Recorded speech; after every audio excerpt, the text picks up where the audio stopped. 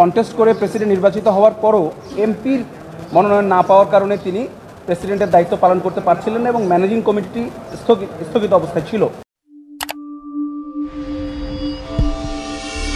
যারা মহিলা এবং পুরুষ এই দুইজন সদস্যকে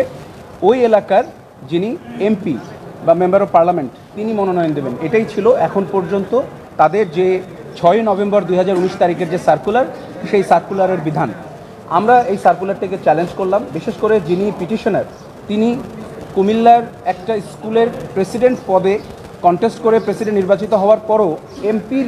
মনোনয়ন না পাওয়ার কারণে তিনি প্রেসিডেন্টের দায়িত্ব পালন করতে পারছিলেন না এবং ম্যানেজিং কমিটি স্থগিত অবস্থায় ছিল। সেই অবস্থায় তিনি এই সার্কুলারটি চ্যালেঞ্জ করলেন এবং তিনি প্রার্থনা করলেন যেন তাকে, বিশেষ করে যে পিটিশনার, সেই পিটিশনার শহীদুল্লাহ, তিনি চাইলেন যে তাকেও যেন নিয়োগটা দেওয়া হয় প্রেসিডেন্ট হিসেবে। তো আমাদের এই রায়ে মহামান্য হাইকোর্ট বিভাগ, মাননীয় হাইকোর্ট বিভাগ যেটা করলেন সেটা হচ্ছে যে এই যে 6 নভেম্বর 2019 তারিখের সার্কুলারের যে অংশে বলা হয়েছে যে এমপির মনোনয়ন লাগবে, এমপির মনোনয়ন লাগবে গার্জিয়ান সদস্যদের নির্বাচন করতে হলে,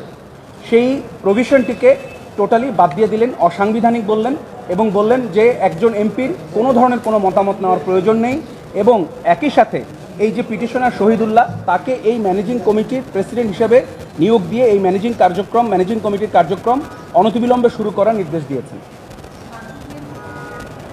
আপনারা জানেন এর পূর্বে মাধ্যমিক স্কুলগুলোর বিষয়ে একই আদালত থেকে নির্দেশনা রয়েছে যে মাননীয় সংসদ সদস্য যারা রয়েছেন তাদের কোনো ধরনের কোনো মতামত ম্যানেজিং কমিটির সদস্য নির্বাচনের ক্ষেত্রে প্রয়োজন নেই। সেই আদেশটিকেও সাইট করা হয়েছে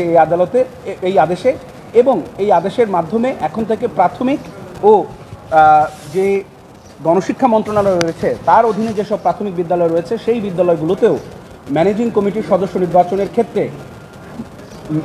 এমপিদের কোনো ধরনের কোনো মতামত নেওয়ার আর বিধানটি আর থাকলো না এবং সেটি অসাংবিধানিক হিসেবে ঘোষিত হলো।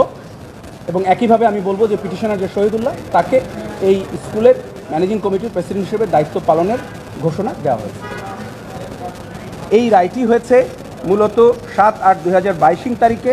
এবং এই রায়টি মাননীয় বিচারপতি জনাব নাইমা হায়দার এবং মাননীয় বিচারপতি জনাব কাজী জিনাত হকের কোর্ট থেকে গত 16/8/2022 তারিখে এই রায়টি প্রকাশিত হয়েছে। আমরা এই রায়টির সার্টিফাইড কপিটি আমরা আজকে পেয়েছি।